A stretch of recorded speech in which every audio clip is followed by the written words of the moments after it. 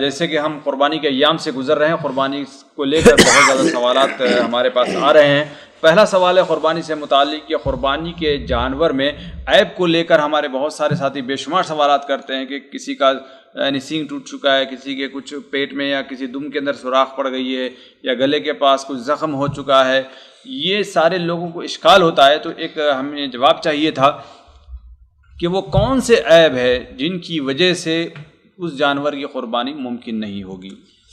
دیکھیے، اولاً تو انسان کو ایسے ہی جانور کا انتخاب کرنا چاہیے جو ہر قسم کی عیوب، چھوٹے بڑے عیوب سے پاک ہو، خوبصورت ہو اور تندرست ہو۔ ایسے ہی جانور کی قربانی کرنی چاہیے۔ ان اللہ طیب لا يقبل الا الطیب، یہ چیز تو ہمیشہ ذہن میں رہنی چاہیے۔ دوسری بات یہ ہے کہ انسان کچھ عیوب اللہ تبارک و تعالی، اللہ کے رسول صلی اللہ علیہ وسلم نے ایسے متعین فرما دیے ہیں کہ ان کی موجودگی میں اس جانور کی قربانی نہیں ہو سکتی۔ جیسا کہ حضرت برا ابن عازب کی حدیث سنن کے اندر موجود ہے کہ آپ صلی اللہ علیہ وسلم جب پوچھا گیا تو آپ نے انگلیوں سے اشارہ فرمایا۔ راوی حضرت برا اشارہ کرتے ہیں، کہتے ہیں میری یہ انگلیاں آپ کی انگلیاں ہم سے بڑی تھیں، ہے نا؟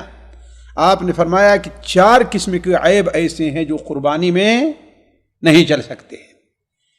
ایسا کانا جس کا کانا پن بالکل ظاہر ہو، ایسا لنگڑا جس کا لنگڑا پن بالکل ظاہر ہو، ایسا مریض جس کا مرض بالکل ظاہر ہو، اور ایسا کمزور جس کی ہڈی کے اندر گوشت بھی وہ گودا بھی نہ رہ گیا ہو۔ یہ 4 عیب اللہ کے رسول متعین فرمائے ہیں۔ تو علماء کہتے ہیں ان سے زیادہ جو عیب ہوں گے انہی پر قیاس کیے جائیں گے۔ جب یہ جائز نہیں ہے تو ان سے، مثال کے طور پر اگر لنگڑا جس کا لنگڑا پن ظاہر ہو، جس کی ایک ٹانگ ہی نہ ہو، تو اس سے بڑا عیب اس کی بدرجہ اولا نہیں جائز ہوگی۔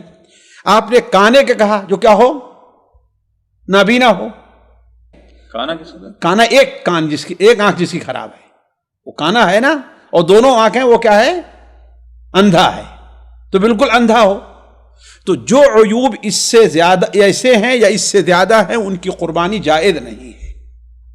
اسی لیے جب تابعین نے حضرت برا سے یہ حدیث سنی تو انہوں نے کہا کہ لیکن یہ عیب مجھ کو پسند نہیں ہے۔ کہا اس کو اپنے پاس رکھو، اس کو تم اپنے پاس رکھو، لیکن لوگوں کی عبادت کو، لوگوں کی قربانی کو خراب نہ کرو۔ اس کا مطلب ہے کہ اس سے کم عیب ہے نا۔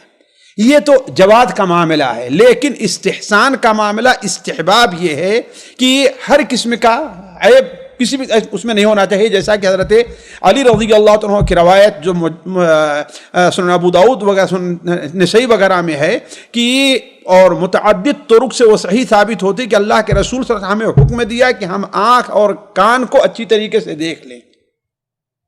تو گویا علماء کہتے ہیں کہ اگر ایسے عیب ہیں، کان کٹا ہوا ہے، کان میں سوراخ ہے، یعنی جسے عیب سمجھا جاتا ہے، بہت سے عیب ہوتے اسے عیب نہیں سمجھا جاتا۔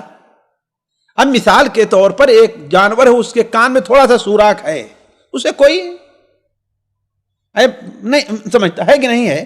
تو کہنے کا مطلب یہ ہے کہ باقی جو اس قسم کے عیوب ہیں، کان میں ہے، اس کے سینگ کے اندر عیب ہو گیا ہے، سینگ ٹوٹی ہوئی ہے خاص طور پر، اب اس میں فقہا نے کہا کہ آدھے سے زیادہ ٹوٹی ہو یا کھول نکل گئی ہو تو جائز ہے، اور اگر وہ جڑ باقی ہے نہیں ہے تو بھی ناجائز، جڑ نہیں ہے تو ناجائز ہے۔ یعنی یہ سب قیود جو لگائی گئی ہیں اس پر شریعت پہ کوئی دلیل موجود نہیں ہے۔ تو انسان کو چاہیے تو یہ کہ وہ بہترین جانور کا انتخاب کرے، لیکن جہاں تک ناجائز ہونے کا ہوگا، یہ 4 عیوب پائے جائیں گے تو ناجائز ہے، اور اگر 4 عیوب نہیں پائے گئے تو جائز ہوگا۔ البتہ آپ یہ کہیے کہ اگر کسی کی سینگ ٹوٹی ہوئی ہے تو ناپسندیدہ ہے کہ نہیں ہے، کسی کا کان کٹا ہے وہ ناپسندیدہ ہے، لیکن اسے آپ کیا کہتے ہیں، حرام نہیں کہہ سکتے۔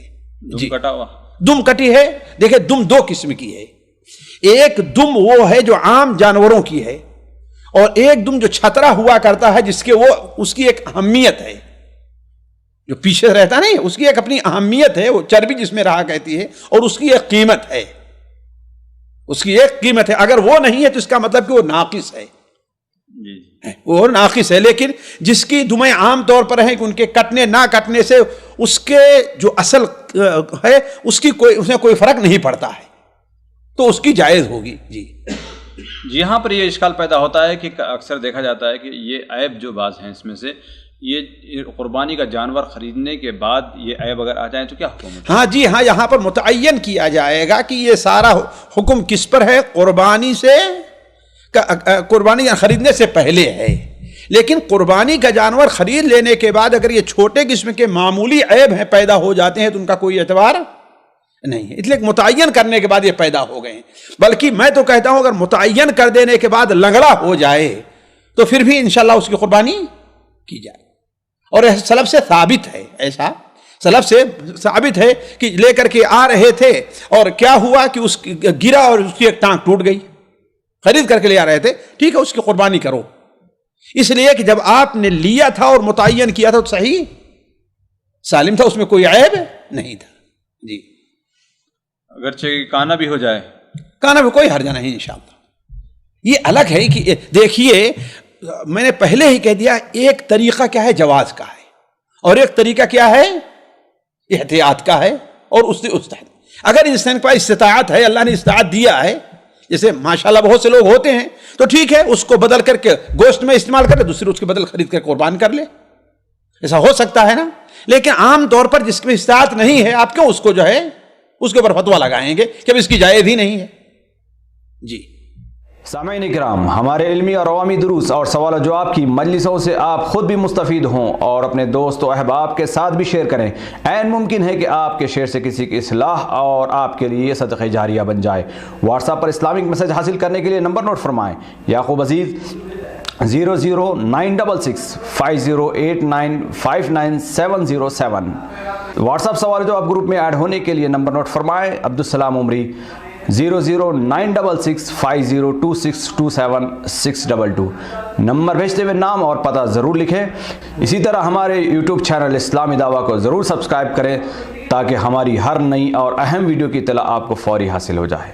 تمام دروس، مقالات اور سوال و جواب سیریز کے لیے ہماری مشہور ویب سائٹ www.islamidawah.com کا مشاہدہ کرتے رہیں. السلام علیکم ورحمۃ اللہ وبرکاتہ.